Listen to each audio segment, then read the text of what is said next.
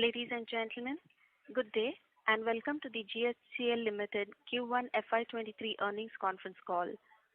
We have with us today Mr. R.S. Jalan, Managing Director, and Mr. Raman Chopra, CFO and Executive Director Finance. This conference call may contain forward-looking statements about the company, which are based on the beliefs, opinions, and expectations of the company as on date of this call. These statements are not the guarantees of performance and involve risks and uncertainties that are difficult to predict. As a reminder, all participant lines will be in the listen-only mode, and there will be an opportunity for you to ask questions after the presentation concludes. Should you need assistance during the conference call, please signal an operator by pressing star, then 0 on your touchtone phone. Please note that this conference is being recorded. I now hand the conference over to Mr. Ayush Chaturvedi from Emkay Global Financial Services. Thank you, and over to you, sir. Hi, good evening, everyone. I hope everyone is doing great.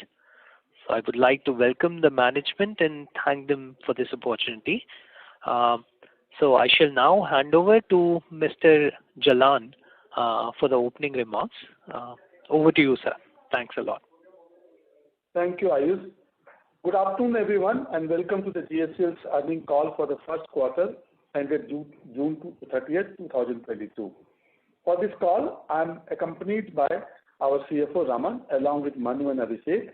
Our results and the analyst presentation has been uploaded on the stock exchange and the company's website. I will share my thoughts on the soda ash industry. In the first quarter, demand has remained good, driven by this glass industry, with additional demand coming from the solar glass and lithium carbonate user segment. Supply is constrained by several factors such as high energy prices, disruption in the supply of natural gas to EU market, and Russian-Ukraine situation. Imports into India remained low compared to last few years. And going forward, we believe that this demand and supply scenario shall continue. No significant capacity addition is coming up in near future. However, we are watchful of any adverse development such as recession scenario impacting demand or cost inflation putting pressure on margin.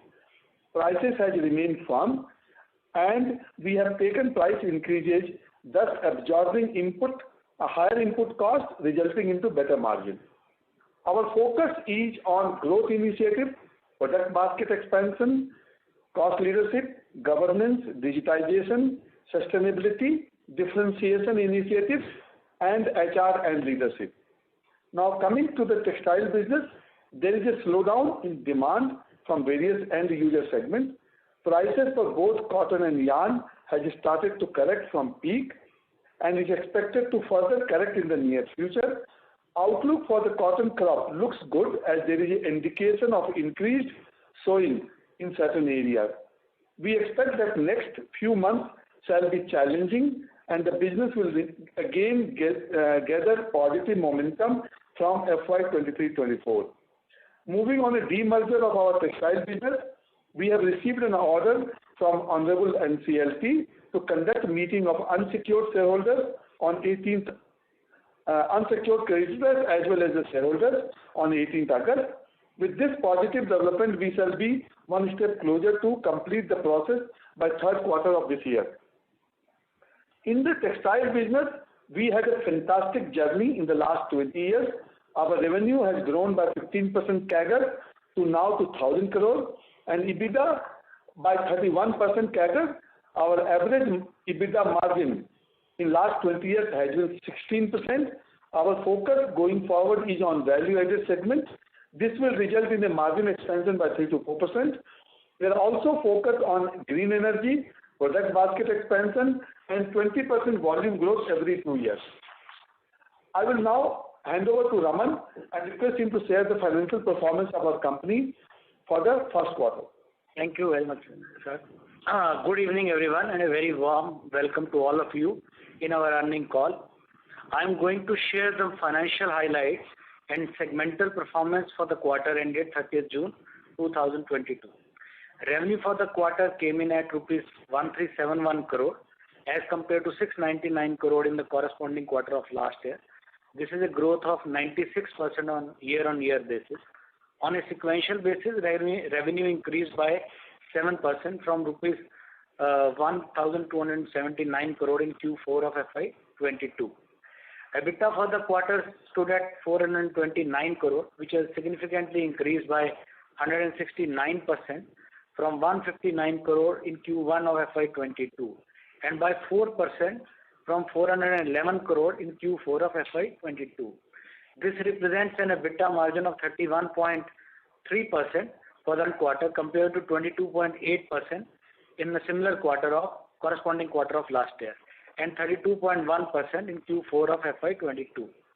Profit after tax for the quarter stood at 339 crore rupees as compared to 85 crore rupees in Q1 FY22 and rupees 244 crore in Q4 FY22. PAT includes one-time gain of rupees 52 crore on account of HT business divestment, which is reported under exceptional items. This demonstrates a very strong performance across all the financial parameters due to strong momentum in the underlying business. Let me now share the segmental perspective. In the inorganic chemical segment, revenue came in at 1,096 crore rupees. This is higher by 108% compared to 527 crore in the corresponding quarter of last year and by 10% from Q4 FY22. EBITDA for the quarter stood at 364 crore, which translates into a EBITDA margin of 33.2%. This is by 12% from Q1 of last year and slightly down by 0.5% from Q4 FY22, mainly due to the impact of trading activities. Our EBITDA per ton has increased by 13% on sequential basis. The reason for this strong performance in soda ash business is mainly due to price increases undertaken in the last few months. This has adequately covered the increase in energy and other raw material costs. We expect the higher realization to continue in the next quarter as well. Moving on the textile business, revenue for the current quarter stood at 275 crore as compared to 172 crore in the corresponding quarter of last year and 278 crore in Q4 FY22. This translates into a growth of 60% on year-on-year basis and just down by 1% on a sequential basis. EBITDA for the quarter stood at 65 crore, which has increased from 48 crore in the same quarter of last year. This translates into a EBITDA margin of 23.5% for the current quarter. The impact of price correction in cotton and yarn will be felt in the coming quarters. For the quarter, we generated a cash flow after tax of 407 crore. During the quarter, we have paid a dividend of 143 crore and have repaid a debt of rupees 213 crore. Hence, our gross debt at the end of the quarter has reduced to 572 crore as compared to 785 crore at the end of FY22. This represents a net debt to equity ratio of 0.16 times only. With this, I conclude my remarks and would now request the moderator to open the forum for question and answer. Thank you very much. Thank you. We will now begin the question and answer session. Anyone who wishes to ask a question may press star and 1 on their touchtone telephone.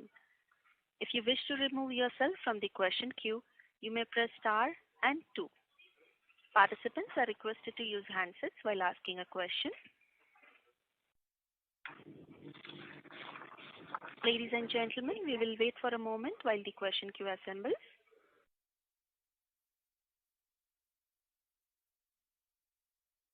We have our first question from the line of Rohit Sinha from Sunidhi Securities. Please.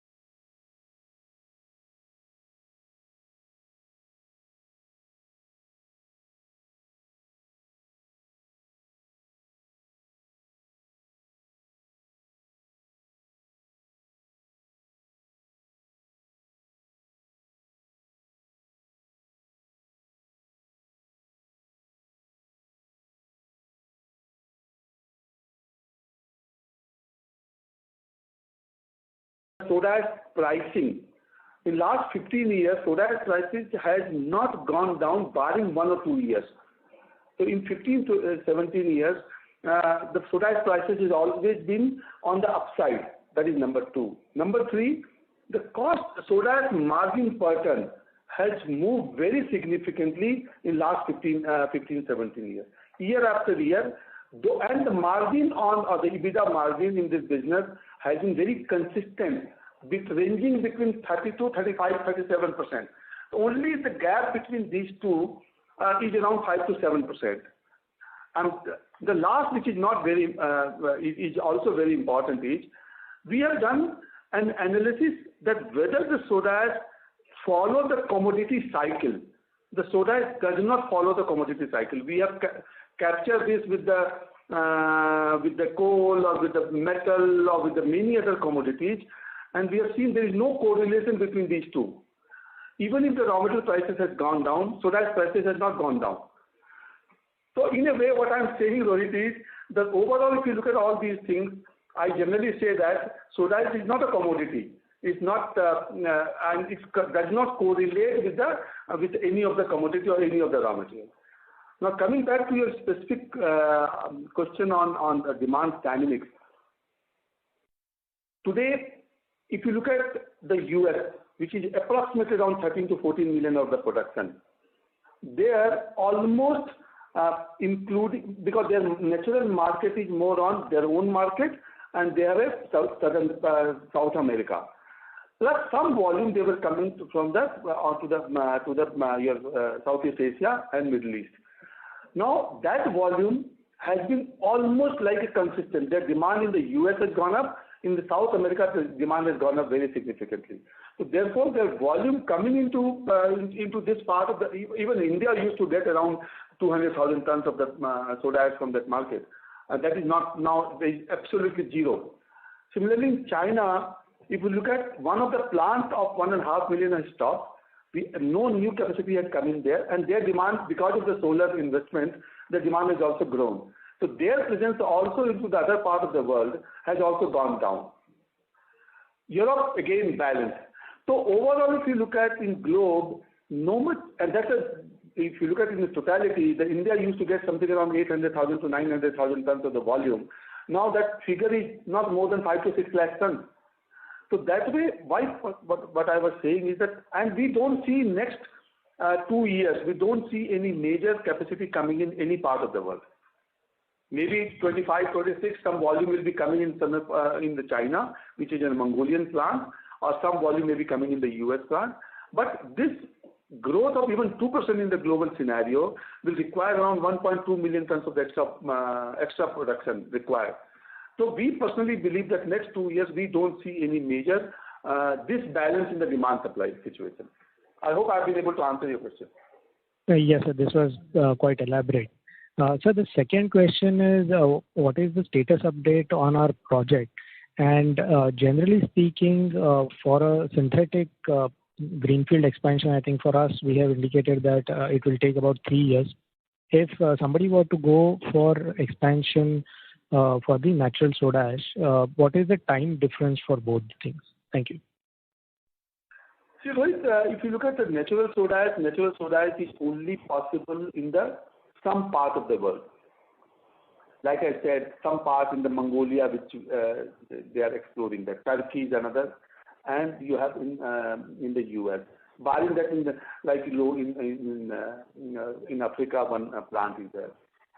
If somebody wants to come with a new greenfield, natural plant, that also will take almost the same time frame, except one, which is the land acquisition. And more particularly in the Indian space, land acquisition itself takes a lot of. So that could be a differentiation between the greenfield and the natural soda ash versus the synthetic soda ash. Otherwise, the time frame will remain the same.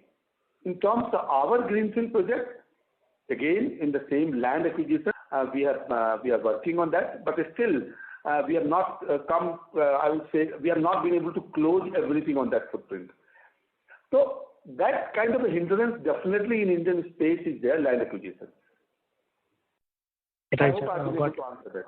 Yes, sir. Thank you, sir, so much, and best of luck, sir. Thank you. Thank you. We have our next question from the line of Saket Kapoor from Kapoor and Company. Please go ahead. Yeah, Namaskar, sir, and thank you for this opportunity, and congratulations for a very steady set of numbers. Firstly, Raman sir, you mentioned about margins being lower because of trading aspect. Could you clarify more on the same, sir? Yeah, because in our inorganic chemicals, we definitely undertake some trading activity on the chemical side, and the trading generates for a year almost 200 crore of top line, on which usually we make around 2 to 3% margin. These are there we use our existing, I would say, leverage our existing marketing infrastructure. And last year, Q4, we had almost 76 crore of trading volume and almost 2.5 crore of profit. This quarter, because of large volatility, we have a 108 crore top line with a break-even kind of situation. So that has basically impacted, the margin on an inorganic chemical. If you look at, there's a slight drop in the margin. But if you look at pure play inorganic soda ash business, the margins, even in terms of the percentage, also have remained or more or less the same, or slightly increased during this quarter. I just want to highlight here what Raman has said. If you look at it in terms of the percentage, it remains the same. But if you look at the per ton, it is significantly higher as compared to last quarter. I have already said in my speech there, it has gone up by almost 13% per ton. And the second point, again, as you know, that the January, March is the peak quarter for everything. Because being winter season, the production is also higher. Even your cost of raw material is also on the lower side. So, in spite of that, we have been able to maintain the percentage margin. Sir, what have been the utilization levels for the first quarter? No, like Raman has already said, that 13% of the margin per ton has gone up, and that is primarily, as I said, because of higher realization. We have, as compared to last quarter, we have taken almost around 2 price increases, and that has really helped us to increase our EBITDA per ton. I was asking for the utilization levels, sir. What have been the utilization levels currently for the first quarter? Q1? We are almost at the peak, Saketji. We are almost at the peak of the utilization. And the good thing is that first time I would say that in our, at least for last many years, that in this season also our utilization has been very is an excellent. Okay. I think the last time you mentioned about 1 lakh per ton production and numbers were given by you. So that 1 per ton per month was repeated for any time in this quarter in many of them? Almost closer to that. Okay. Sir, coming to the point of now the raw material basket, sir, you spoke in elaborate on how the dynamics of the soda ash industry is currently poised, and as per your understanding also that it is a tight market. So and current of late, sir, I think the raw material prices, I think so about coal and all have been started trending lower. So how is our raw material basket currently shaped, and do you foresee any incremental increase in volume, incremental increase in margin on account of softening of these raw material prices going ahead? And also on the salt integration part, I think so we were on the verge of some contract for an offtake which we were envisaging earlier. उसमें क्या update बताना?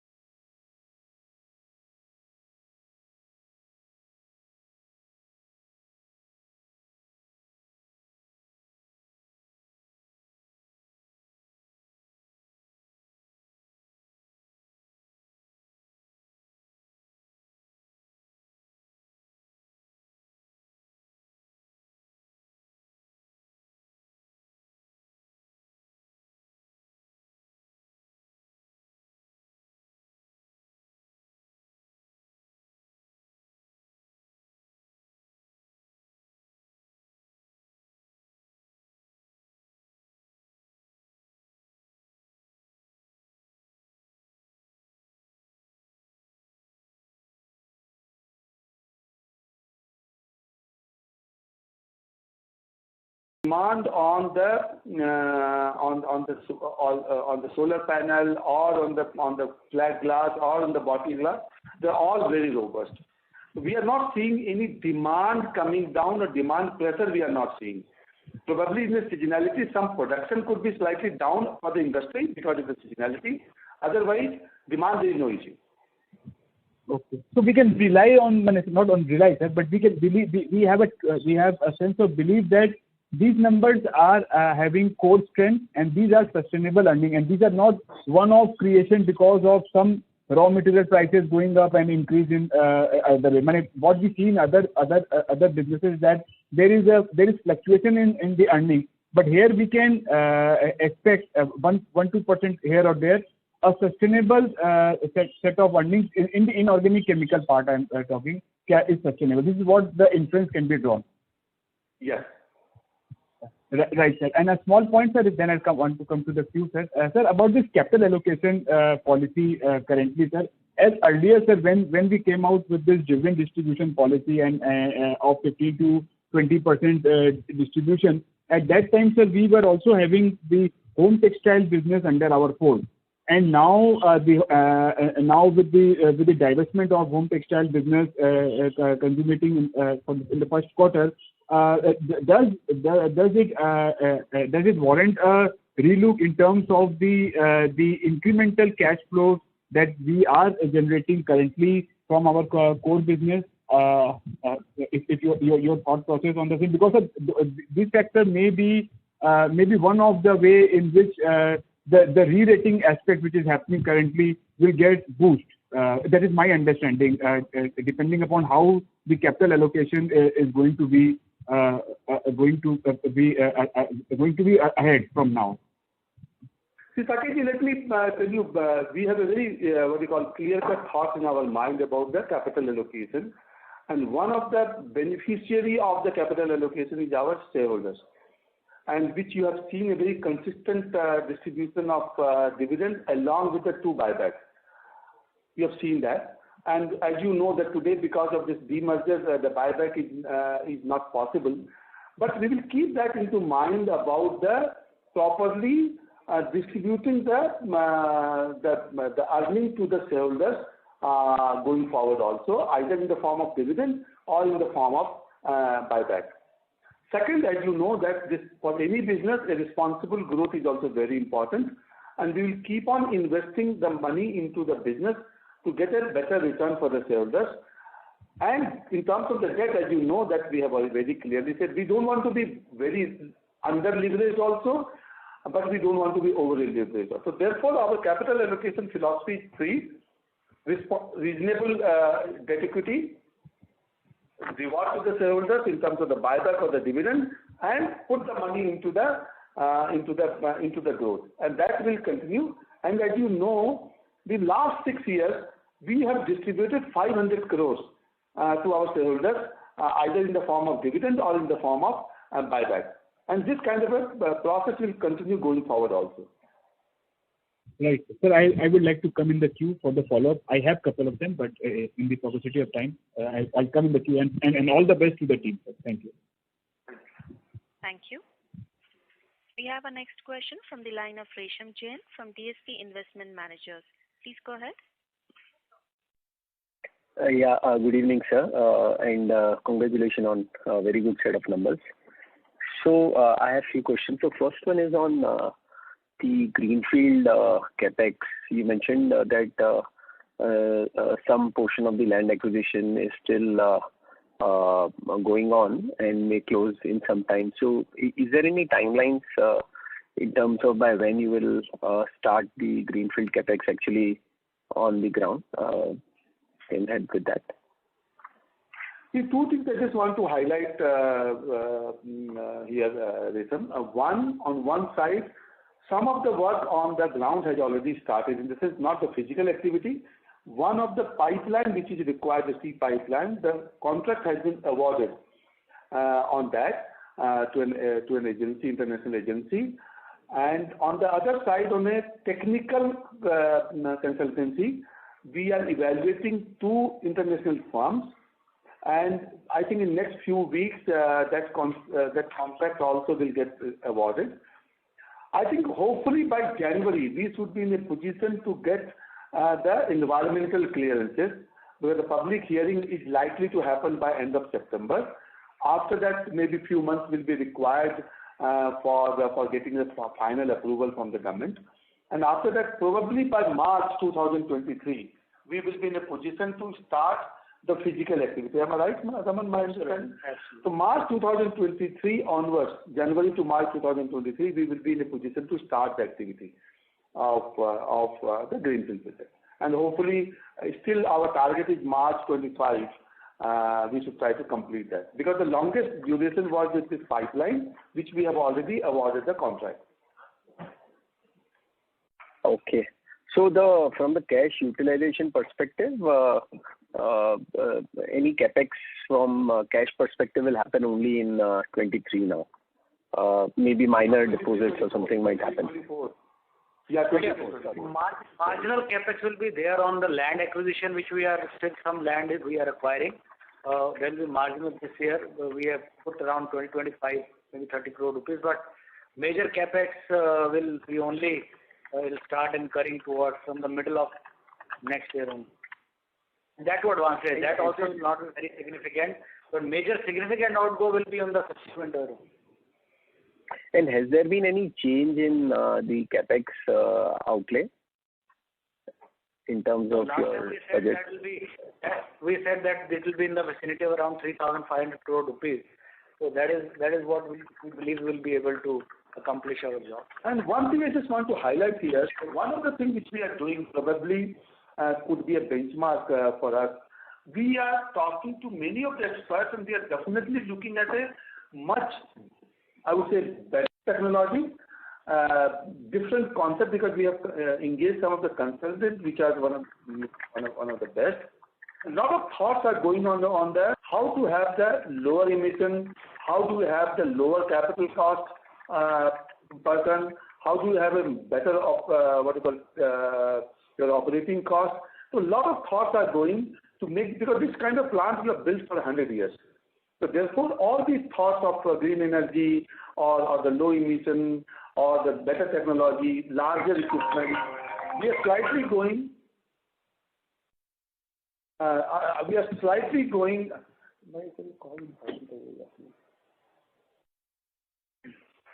Yeah, I'll come in a second.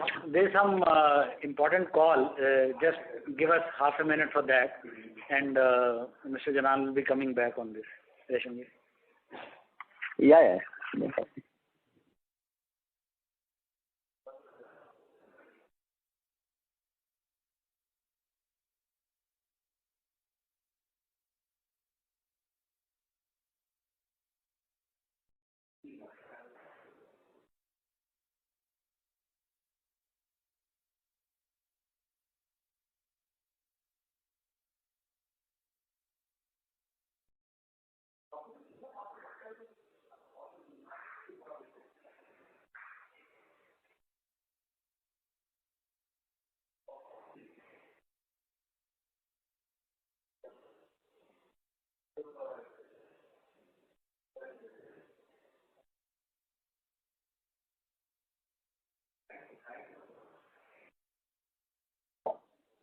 Ladies and gentlemen, you're Yeah.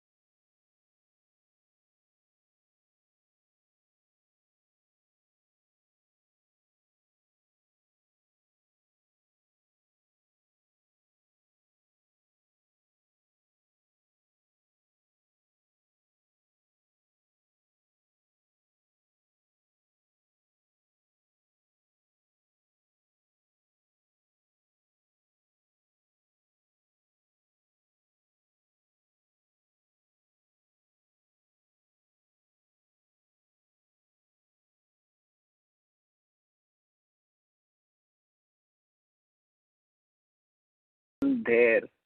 Because there has been a total 1,000 crores kind of cash generation during the quarter. So, and your March end debt number was around 540 odd crores. So, am I missing something here? Yeah, well, I think reason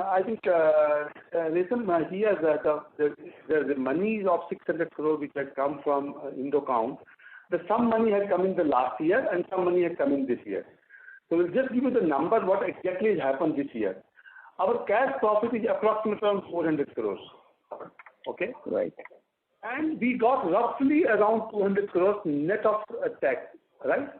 So, because this 407 crore includes the gain of 52 crores is already built into this 400 crores. So over and above that 52 crores, we got around 170 crores from the Indo account this year. Balance we got last year. Okay? And we spent around 100 crores on the capex.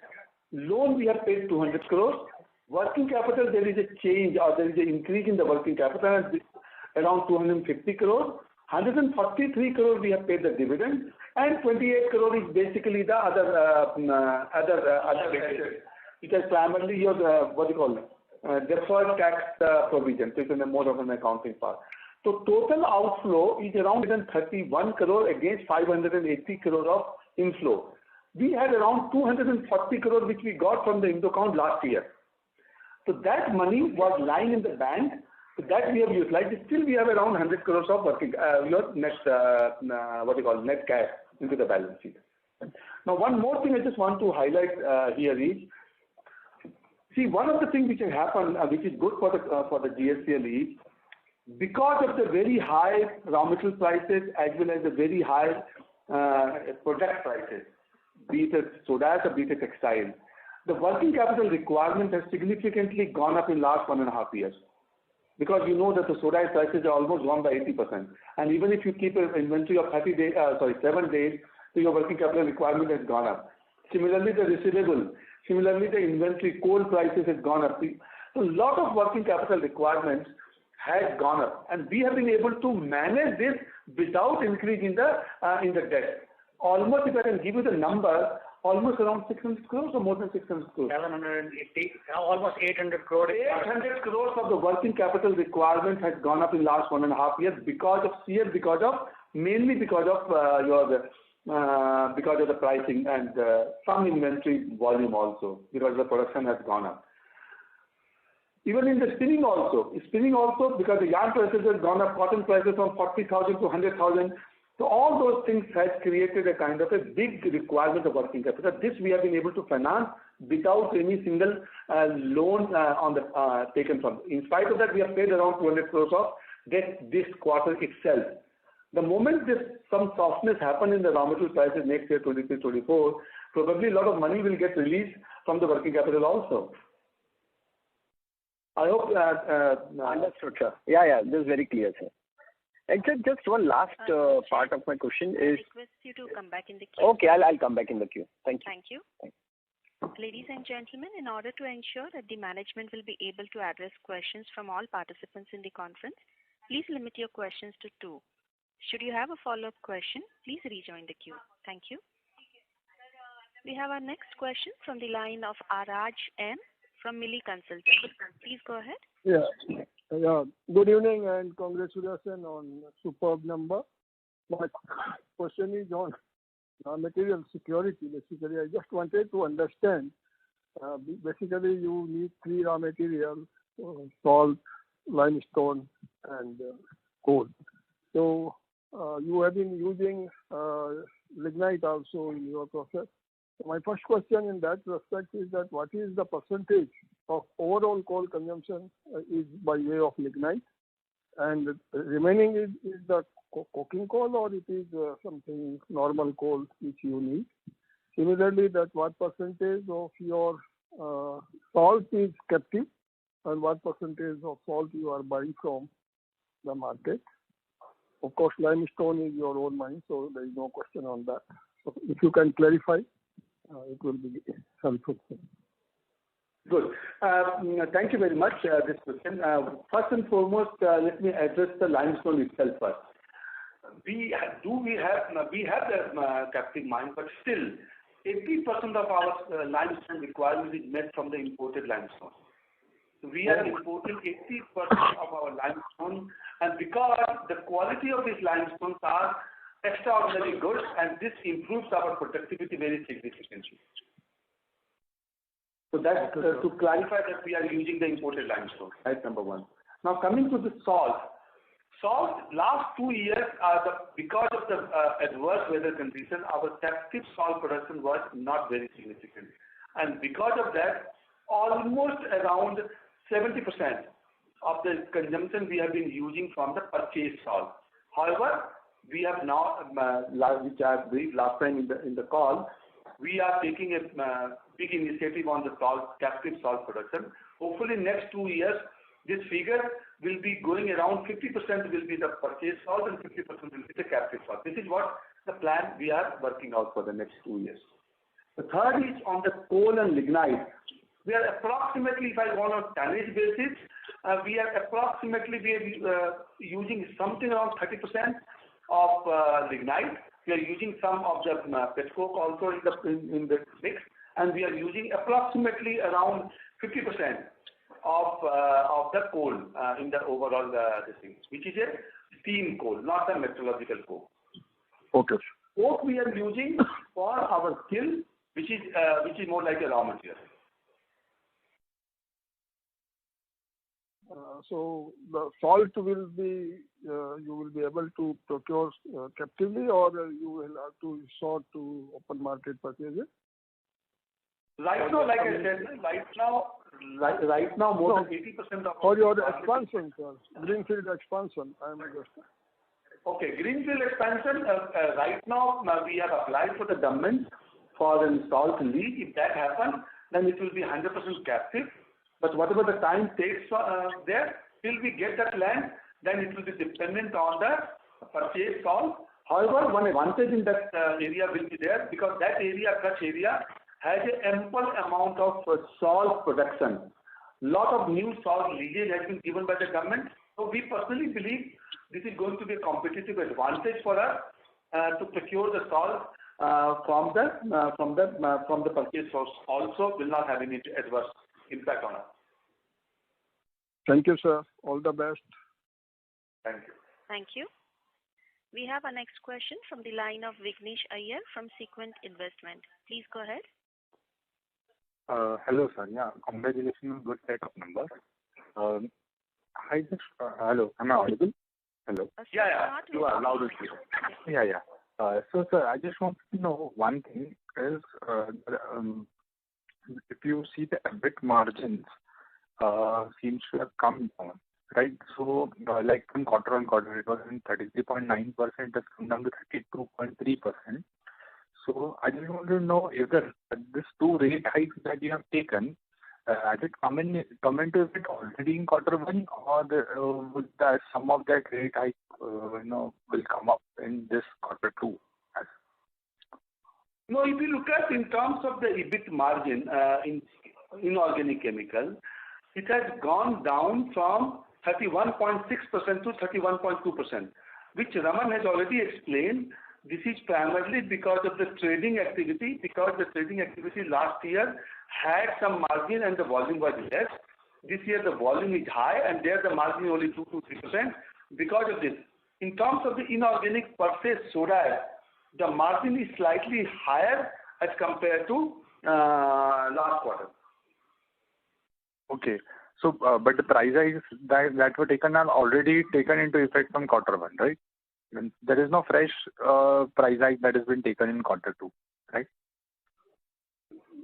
In the first quarter, we have taken a price increase. The second quarter has just started. Only 1 month has passed. We don't know whether there is any price correction or the price upcharge. We don't know right now. Oh, okay. So, sir, but in general, to understand this business as a whole, as in the soda ash business, are we, you've been saying continuously that historically as well, there is not much, difference in the supply and demand, etc. And we have not moved according to the general bulk chemicals commodity cycle. Are we at a point where if we say take further price hike, at that new price level, the demand would go down for the product. Are we at that position today? I just want to know because historically it has been very close net. So I just want to know today the price is at a very high level. So are we at a point where if we take one or two more price hikes at that higher elevated price, the demand would go down? See, I personally believe that the demand will not go down, maybe in the detergent little bit because of the consumers will not be able to afford the detergent, the powder. But overall in other segment, no. However, what will happen is because ultimately there are competition also in the business. So if we increase the price and the competition starts selling more or the material coming from import, tomorrow the material, if we go for an unreasonable price, the import volume can go up and that can jeopardize your interest. So therefore, obviously you have to take the price taking into account the global scenario as well as the domestic scenario. Okay.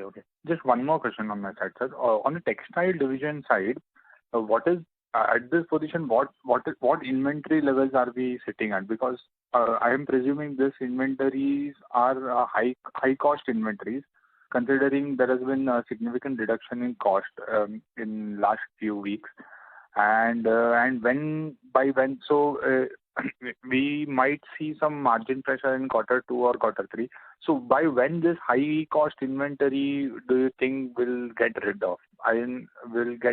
Will sail off or in such a way that we might see again good margin levels.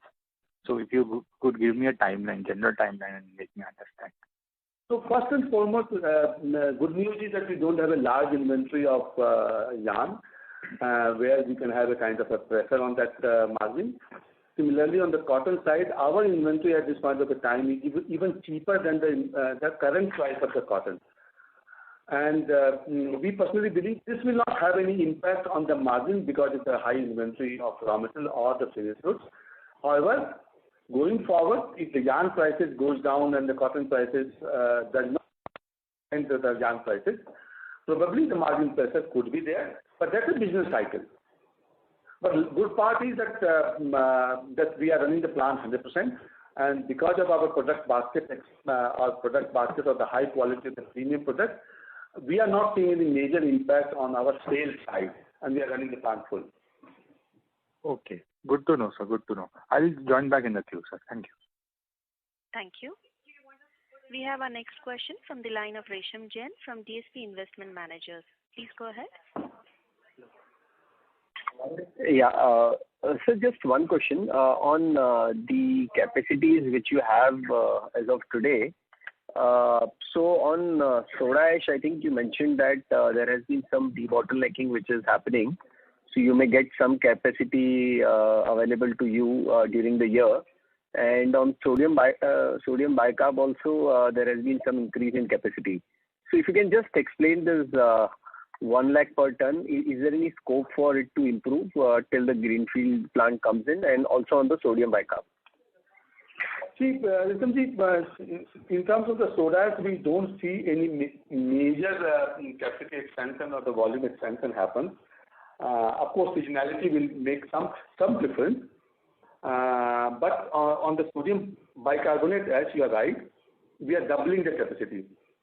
And that will happen tentatively by November, December kind of a scenario. So maybe in the last quarter of this year, probably some advantage will be seen, but full advantage of that will also happen next year. But that will be significant. And one good thing also I will talk about here is the NTPC trial on the sodium bicarbonate has been going very well. They have restarted after the COVID, and hopefully that will expand into the major demand next year. Even on the soda ash also, as you know that a lot of people are going for a massive solar investment because of the green hydrogen. That will also help to have a significant growth into the soda ash demand going forward. Okay. Do we have, sir, extra land at the same location for increasing sodium bicarb capacity, or we are now full at the existing plant? No, like I said, the one existing plant which we are doing currently, that stage is there already.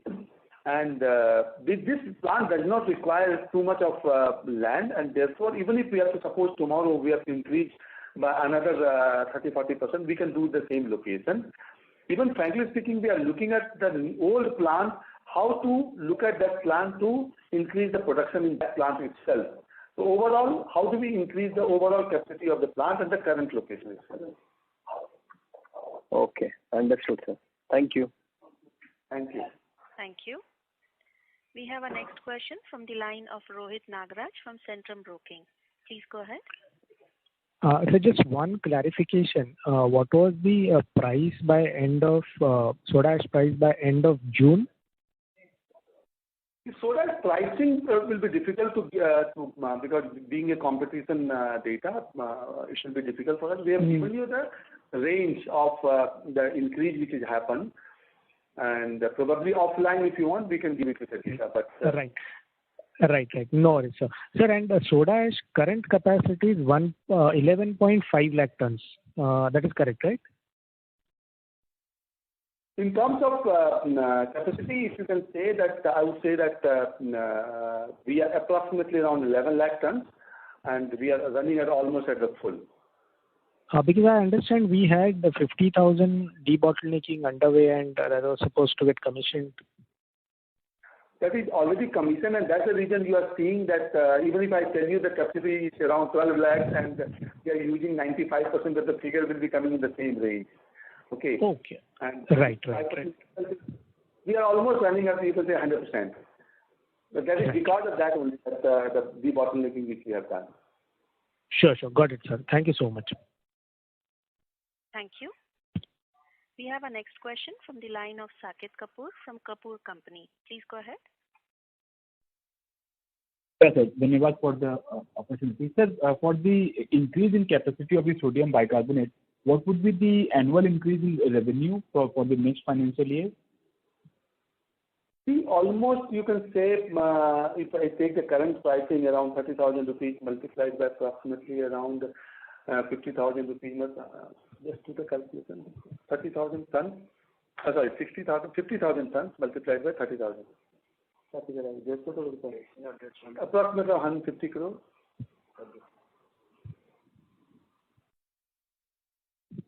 Mr. Kapoor? Yeah. 150 crores, sir. Okay. Sir, now another point was, sir, we had an enabling resolution where we were trying for some, I think so, 100 crore rupees fundraising through some new instrument. So any update on the same? How are we going ahead with it? No, at this point of time, we don't have any plan to raise. That was more of an enabling provision. Whenever we see an opportunity or the appropriate time, we will raise that. Otherwise, at this point of time, no plan. Okay.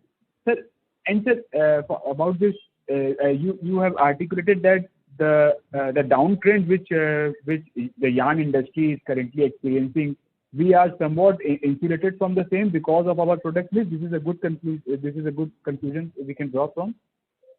So, Saket, two things I just want to tell you. I think in my call 6 months back itself, I have said that the yarn trend looks to be on the downward side, and which has happened.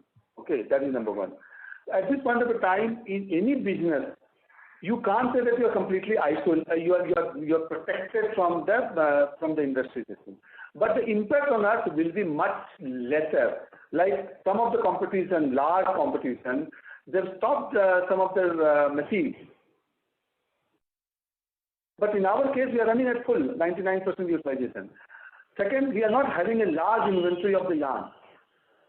So these are but if the yarn prices have gone down in the market, that definitely will have an impact on you.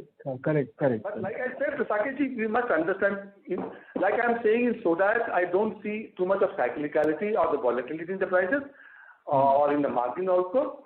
Whereas in the spinning, if you look at a longer term, just I have given you the data, last 20 years, my average EBITDA margin on the spinning, which is a benchmark probably I would call it, of 16%, which includes the number where we were on a commodity cycle. Now in last 3 years we have moved from a commodity to the premium segment, and that will give us around 3 to 4% better margin over this 16%. However, that will be slightly on a medium term basis. Quarter by quarter, you can't compare this industry. Yes, sir, absolutely right. Sir, in your presentation, you did mention about the situation for soda ash to be very difficult operations for Europe because of the gas availability. Sir, if you could articulate to us, how is the soda ash industry currently in Europe, and how is that affecting the total the environment there because of this gas non-availability? What has gone wrong for the soda ash producers in Europe? See, as of now, I don't see any major disruption on their supply side. In the production side, I don't see that because till now they are getting the energy from either from Russia or some other country. But going forward, probably there could be a challenge. However, they have been able to pass on this energy hike cost to the consumer by way of an energy surcharge. So I personally believe there will be not too much of disturbance into their supply going forward also. But who knows? I don't know how the scenario of Ukraine and Russia war is going to be. Correct, sir. So thank you for all the elaborate answers, and we're looking forward for the sustainability in the numbers that have sustainability and predictability as has been the case for us. We've been guided by you and the management team. And all the best, sir. Looking forward for more future interactions. Namaskar, sir. Thank you. Thank you. We have our next question from the line of Vikas Kasturi from Focus Capital. Please go ahead. Hello, Raviji. Hello, Ramanji. I had a question. So, do we use coal in the manufacturing of soda ash? Is it used in any proportion at all, sir? Yes, Vikas, I just said in the earlier question that we are using for the energy and the steam, or power and steam, we are using coal along with the lignite as well as some petcoke also. And approximately around 50% of the usage is in the form of coal, and the balance 50% is the lignite and the petcoke. Sir, the reason I was asking is I just read a report where Europe is banning Russian coal, and therefore they are going to import coal from other parts of the world, like Australia and so on. So therefore the price of coal is going to go up. And so are you seeing any such things, sir, in your business? Yes, because like you rightly said, Russian coal is much cheaper as compared to the other part of the world, and more particularly the high quality of the coal which we are buying. Definitely there is an upside on that coal. But somewhere my personal belief is that next few months the prices of the coal should get stabilized or maybe slightly going on the lower side. This is what my belief is. Because China and India also has started a big amount of coal importing from Russia. So that will also make an impact on the overall demand from the other part of the world. So definitely that will soften the price of the coal. Thank you, sir. Thank you for the answers. Thank you. As there are no further questions, I would now like to hand the conference over to the management team. Over to you, sir. Oh, thank you very much. Thank you very much to MK Global as well as the hosting team, and to all the participants and the questions. I always say that your questions, your thought-provoking questions definitely help us to do. And our endeavor is always going to be create a value for our stakeholders. That is the mission which the GSL has, and which you have seen over a period of last 7-8 years. We have been able to build that in our performance, and we will continue to do that going forward as well. Thank you, everyone. On behalf of MK Global Financial Services, that concludes this conference. Thank you for joining us, and you may now disconnect your line.